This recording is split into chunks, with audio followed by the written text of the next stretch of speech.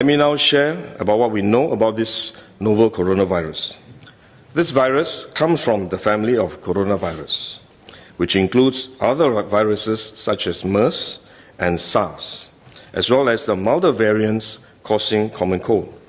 The medical consensus at this moment is that the novel coronavirus is more transmissible but appears less deadly than SARS. Evidence suggests that the rate of human-to-human transmission of this virus appears to be higher than that of SARS. For now, the evidence also suggests that transmission is mostly via droplets. What this means is that the virus is carried within droplets emitted from an infected person over a short distance, such as when a person coughs or sneezes. If these droplets come into contact with the eyes, nose or mouth of an individual, directly or indirectly through hands that have come into contact with these droplets, the individual may become infected. To clarify, there is no evidence currently to suggest that the virus is airborne. There are other viruses, such as the chickenpox, which can easily be transported via air currents and do not require droplets to contact the eyes or nose.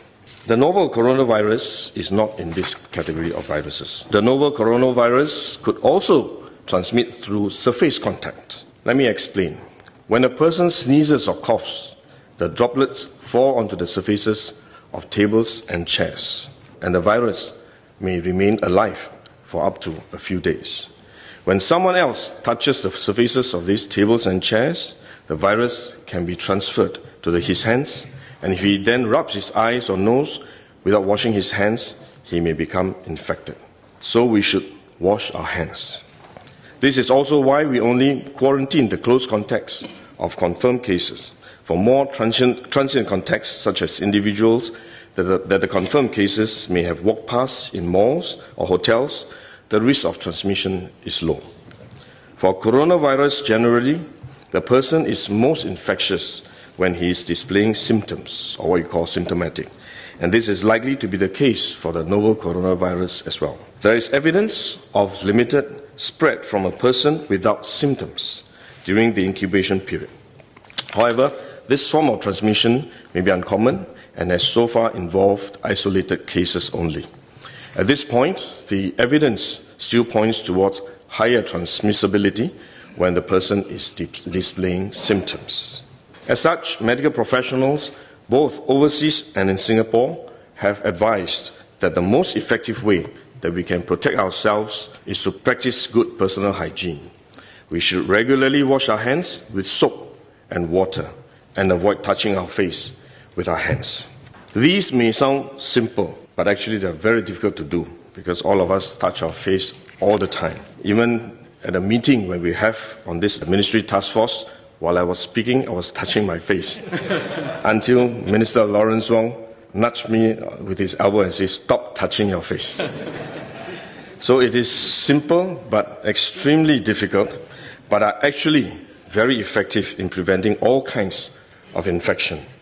Potential infection from asymptomatic persons, in fact, is less likely to be from coughing or sneezing directly because they don't have symptoms. They are not sneezing or coughing, but more likely by touching contaminated surfaces, for which masks offer no protection.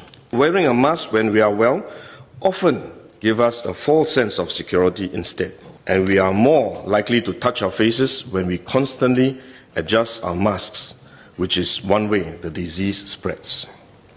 At the same time, we need to protect others, our loved ones, friends, colleagues, and fellow Singaporeans that we come into contact with. If we are sick, we should rest and recover at home as far as possible.